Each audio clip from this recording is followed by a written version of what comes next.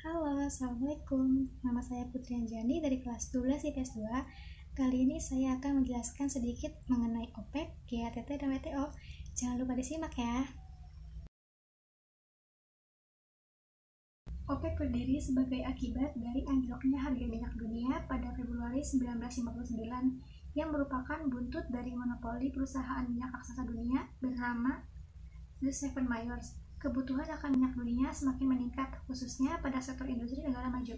OPEC didirikan pada tanggal 14 September 1961 di Baghdad, Irak. 5 anggota pendirinya adalah Iran, Irak, Kuwait, Venezuela, dan Arab Saudi. Dalam kurun waktu 1961 dan 1971, sejumlah negara turut bergabung seperti Qatar, Indonesia, Libya, Uni Emirat Arab, Algeria, dan Nigeria. Markas pusat OPEC berada di Wina, Austria. Tujuan berdirinya OPEC ini sendiri adalah untuk mempertahankan harga minyak. Dengan demikian, negara-negara anggota bisa memaksimalkan keuntungan. Indonesia sendiri sebagai salah satu negara penghasil minyak merupakan anggota dari organisasi OPEC. Tahun 1973, OPEC pernah membuat ekonomi Amerika Serikat dan negara-negara industri barat lainnya bertekuk lutut dengan memberlakukan embargo minyak sebagai protes atas dukungan barat terhadap Israel. Sengketa di kalangan anggota OPEC, terutama perang Iran-Irak dan serangan Irak ke Kuwait yang berujung pada Perang Teluk, membuat pengaruh OPEC semakin sirna. Sekarang anggotanya masih ada 13, tetapi masa-masa kejayaannya sudah lama berlalu. Amerika Serikat kini bangkit menjadi salah satu negara pengekspor minyak utama.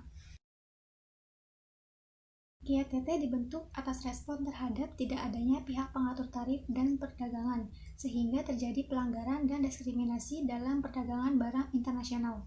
GATT adalah suatu perjanjian multilateral yang mengatur perdagangan internasional. GATT didirikan pada tahun 1948 di Jenewa, Swiss. GATT ditandatangani oleh 23 negara di Jenewa pada tanggal 30 Oktober 1947 dan mulai berlaku pada tanggal 1 Januari 1948. Tujuan perjanjian ini adalah pengurangan substansial atas tarif dan hambatan perdagangan lainnya dan penghapusan preferensi berdasarkan asas timbal balik dan saling menguntungkan. Pada waktu didirikan, GATT beranggotakan 23 negara, tetapi pada saat sidang terakhir di Marrakesh pada tanggal 5 April 1994, jumlah negara penandatangan sebanyak 115 negara. Kesepakatan dalam GATT mulai berlaku sejak 1 Januari 1948. Masing-masing negara anggota GATT menghendaki adanya perdagangan bebas.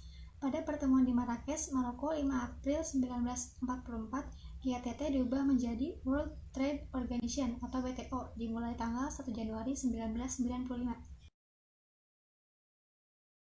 WTO menggantikan GATT sebagai organisasi yang mengatur perdagangan dunia, karena organisasi sebelumnya ini kurang mampu mengatasi permasalahan perdagangan yang semakin global. WTO merupakan satu-satunya organisasi internasional yang mengatur perdagangan internasional.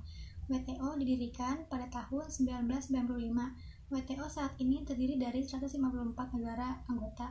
117 diantaranya sedang mengembangkan atau memisahkan wilayah pabean.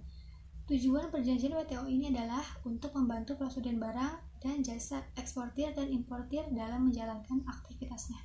WTO dapat dipandang sebagai organisasi internasional yang paling penting bila dibandingkan dengan organisasi internasional lainnya, karena mempunyai misi yang sangat jelas dan tindakan serta aturan yang dikeluarkannya berlaku sama untuk semua anggotanya.